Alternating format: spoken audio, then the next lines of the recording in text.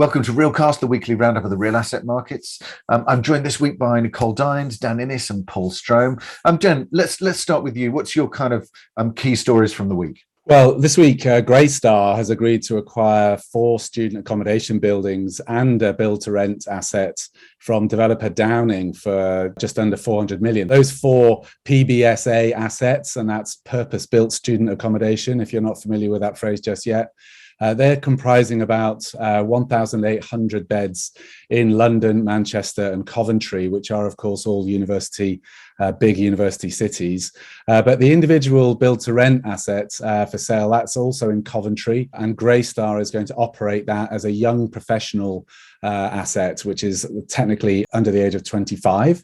And this is the first time Greystar has introduced young professional housing into the UK. Meanwhile, Midlands-based developer 7 Capital, they've entered into a joint venture with Mark. They've started the JV to build £500 million residential scheme in Kensington, West London. Mark and its partner, London Newcastle, they secured planning consent for about 462 homes at that site, which is at 100 West Cromwell Road. That acquisition follows 7 Capital's first move into London, having bought the historic Archway campus on Highgate Hill from Peabody last year. And then crossing over into retail, the retailer Next, they've announced they're going to open up their first ever store that brings together its fashion, beauty and home offering under one roof, creating a bit of a department store style approach. They're going to relocate its current Next Beauty and Home store at Watford, and it'll open a store almost 3 times as big as that in April this year. But, that's pretty, good news for filling up new space in stores and shopping centres around the UK. And vacant stores in the UK fell for the first time since 2018, improving in the final quarter of 21. And finally, talking of shopping centres, retail REIT Hammerson suggests that operating conditions in the UK real estate sector are kind of improving. In a trading update last week, it expected full year earnings in 2021 to be in the region of 75 to 80 million ahead of its previous estimates. Its previous guidance was only 60 million.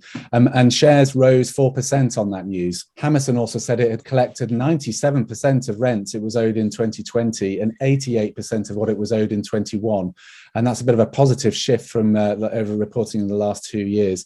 And especially important as we're approaching the end to the rent moratorium in March. Also interesting to see that Amazon opened its first traditional clothing store in the US, and that's one worth tracking because historically, obviously, what's happened in the US gradually comes over to the UK first and then into Europe. So really interesting to see that as a trend as well. Nicole, what have you been watching? Well, just a quick note on the retail side. We know it's been declining in Europe, but Real Asset Media had its first Outlook 2022 this week, and it was on the CEE. And in Central and Eastern Europe, it is declining much more slowly, where retail has always been very important as far as foreign investment was concerned. And according to Collier's figures, the office sector remains the most active with 40% of volumes. Retail is still at a very healthy 27%. But zooming out from retail or specific sector, we had a sort of wide-ranging look at the region in a global context. And Marek Matraszek, the chairman of CEE, said that it is a very crucial year for the region. It's very much in the global spotlight. CEE was going through a difficult phase geopolitically because the US with Biden after Trump was less sympathetic to the region, less interested, more interested in having a relationship with the European Union, with big institutions. The European Union was not very happy with the governments, especially of Poland and Hungary. And so there was a bit of a crunch time. But the threat from the east, obviously the amassing of troops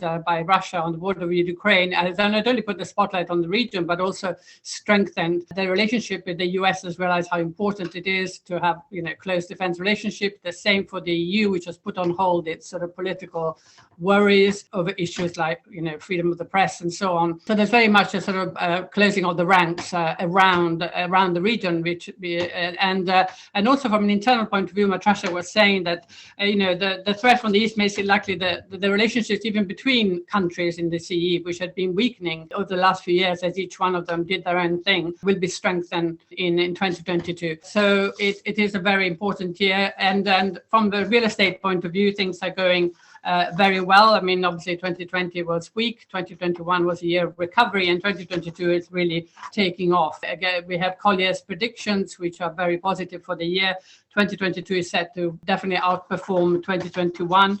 And there's a slight change in capital flows, with more capital, for example, from the Middle East. The Middle Eastern investors are overtaking Asian investors in the region, possibly because of COVID factors, as well as obviously Europeans and Americans that have always been there. So it's very interesting region to keep an eye on. And one sector that is still doing, as I was saying, very well, with still 40% of volumes and set to grow further, is offices. They're very much in demand, but the things that's changing is flexibility is really a demand from investors and tenants. At the moment, about 3 to 4% of offices in CEE are flexible, and that percentage has to rise in line with the trend in the rest of Europe to 20-30%. So it's a very quick adaptation process the landlords must go through. At the moment, there's a very interesting report from New Work Offices that said that 70% of flexi offices at the moment are not profitable. So it's very much, work in progress, as it were. But on the flexibility and on the office front, there was very interesting news in London that Citi, the bigger US investment bank, is investing £100 million on completely refurbishing its Canary Wharf headquarters, which it bought in 2019 for a reported £1 billion. Obviously, it's a vote of confidence in London, it's a vote of confidence in offices, but the bank explained very clearly that the reason they're doing this is to make them post-pandemic friendly, meaning more flexible and greener. Yes, it was interesting to see that, and that discussion around transformation of the existing buildings is one that's going to be a huge topic, I think, over this year. Paul, what have you been tracking? Well, Richard, there's been a couple of interesting pieces of research, and following on from what Nicole was saying just there's a report on flexible offices that was particularly interesting. Although it's UK focused, because that's where the survey took place, there could well be much wider relevance. It's a report on a survey of 204 UK commercial landlords, which found that 62% of them are currently struggling to attract prospective tenants to fill traditional office spaces, and 64% have seen a notable shift in tenants' requirements during the pandemic. The survey was commissioned by flexible space provider Infinite Space, but carried out by an independent market research company, Census-wide, in December 2021.